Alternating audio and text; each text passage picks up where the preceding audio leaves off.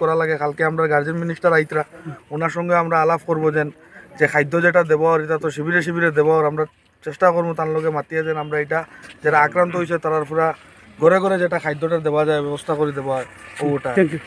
এখন একটু আমরা একনাথ জিপি সভানেত্রীর প্রতিনিধি মিস্টার মুজিবুর রহমান লস্কর, উনি দিনরাত এক করে মানুষকে সাহায্য এবং সহযোগিতা করেছেন।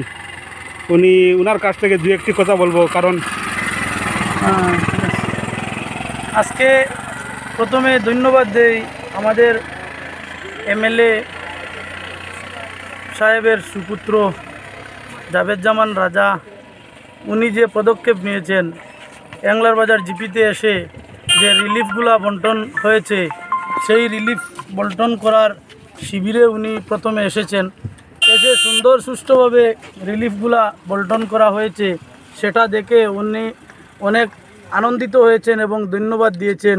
তাই আমিও এই জিপির পক্ষ থেকে ওনাকে ধন্যবাদ জ্ঞাপন করছি। তৎসঙ্গে উনি আসার পর এই এসডিআরএফ বাহিনীর নৌকা নিয়ে বিশেষ করে রাঙ্গারপাড়া, আগলাবাড়ি, পূর্ব দত্তপুর এলাকা, শেরগ্রাম, হরিণাদিক এই এলাকায় উনি জলের উপর দিয়ে গিয়ে যে উনি খোঁজখবর নিয়েছেন, প্রত্যেক জনগণের যে অসুবিধা উনি নিজের চোখে দেখেছেন। তাই ওনাকে এই দেখাটুকু দেখে ওনাকে ধন্যবাদ জ্ঞাপন করি। কারণ অনেক নেতা রয়েছেন, ওনারা ঘরে বসে থাকেন, ফেসবুক লাইভ করেন, প্র্যাকটিক্যালি আসেন না। উনি এসে দেখেছেন এবং উনিও বলেছেন, আমিও বলছি, মাননীয় সার্কেল অফিসার ম্যাডামের দৃষ্টি আকর্ষণ করে বলছি, এই যেভাবে বন্যা আক্রান্ত হয়েছে অ্যাংলার বাজার জিপির প্রত্যেক গ্রাম, প্রত্যেক জনগণ যে হিসাবে বন্যা আক্রান্ত হয়েছেন, ওনাদেরকে এই রকম ত্রাণ দিলে মানে সন্তুষ্ট হবে না লোকেরা।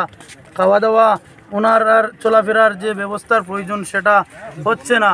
তাই আমি অনুরোধ জানাচ্ছি আরও বেশি বেশি করে কমসে কম